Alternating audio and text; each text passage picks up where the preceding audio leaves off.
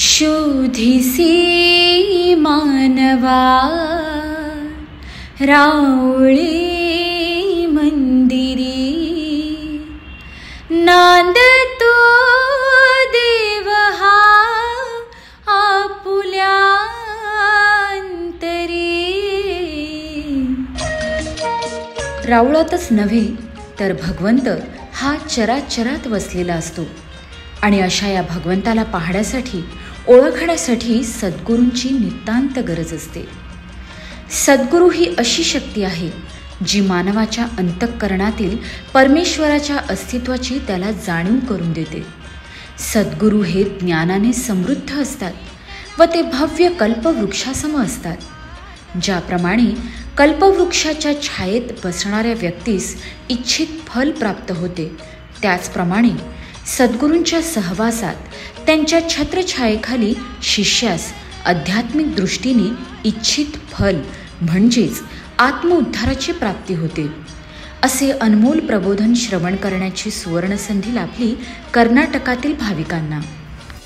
औचित्य होते अनंत श्री विभूषित जगद्गुरू रामानंदाचार्य श्री स्वामी नरेंद्रचार्यजी महाराज यांच्या सिद्ध पादुका दर्शन सोहळ्याचे, जे दिनांक 25 जानेवारी 2024 रोजी कर्नाटकातील येल्लूर बेलापूर शहर व 26 जानेवारी 2024 रोजी जोयडा जिल्ह्यातील कुंभारवाडा या ठिकाणी दिमाखात संपन्न झाले.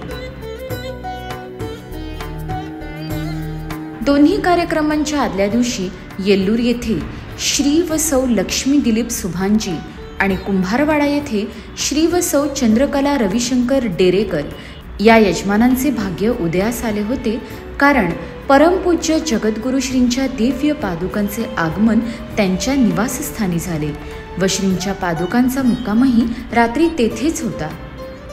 कार्यक्रमाचा दिवस उजाडला, आकाशात सूर्यनारायणाचे आगमन झाले आणि शुभ दिनाची सुरुवात यजमानांच्या घरी काकडाआरतीने झाली.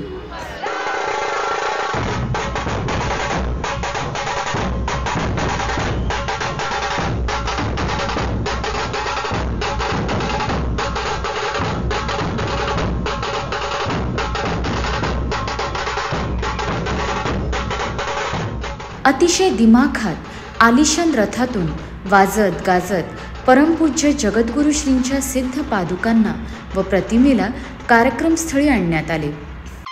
लोकांच्या मनी कुतूहल व कौतुक निर्माण करणाऱ्या या भव्य मिरवणुका कार्यक्रमस्थळी पोहोचताच सुहासिनींनी पारंपरिकरित्या श्रींच्या पादुकांचे व प्रतिमेचे औक्षण केले. त्यानंतर परमपूज्य जगद्गुरू श्रींच्या सिद्ध पादुकांना व प्रतिमेला आकर्षक सजावट केलेल्या मुख्य मंचकावर विराजमान करण्यात आले. अशा या मंगलमय सोहळ्यास सुमारे 7,000हून अधिक भाविकांची उपस्थिती होती. दोन्ही कार्यक्रमस्थळी जगद्गुरू नरेंद्रचार्य महाराज संस्थानातील वेदसंपन्न पुरोहितांद्वारे परमपूज्य जगद्गुरू श्रींच्या सिद्ध पादुकांचे शास्त्रोक्त पद्धतीने षोडशोपचारे पूजन करण्यात आले. त्यावेळेस सुमारे 750 भाविकांनी आपल्या जवळील नित्यपूजनातील पादुकांचे पूजन केले. स्वस्वरूप संप्रदाय म्हटलं की परमपूज्य जगद्गुरू श्रींचा तुम्ही जगा दुसऱ्याला जगवा हा मानवीय कल्याणाचा वारसा डोळ्यासमोर येतो.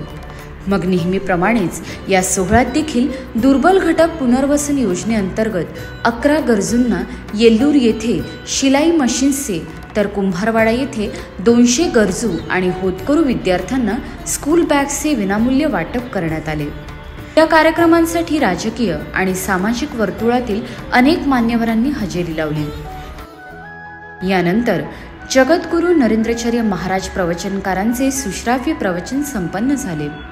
येलूर येथे जगद्गुरू नरेंद्रचार्य महाराज प्रवचनकार निर्मलाताई खंडागळे व कुंभारवाडा येथे जगद्गुरू नरेंद्रचार्य महाराज प्रवचनकार सिद्धिताई बोंद्रे यांनी प्रवचनरूपी सेवा सद्गुरूचरणी अर्पण केली.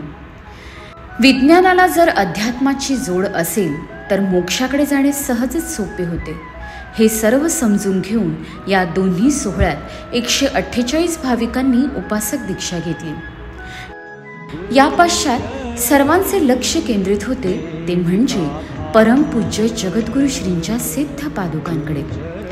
दर्शनाची तीव्र आतुरता प्रत्येक भाविकांच्या डोळ्यात दिसून येत होती.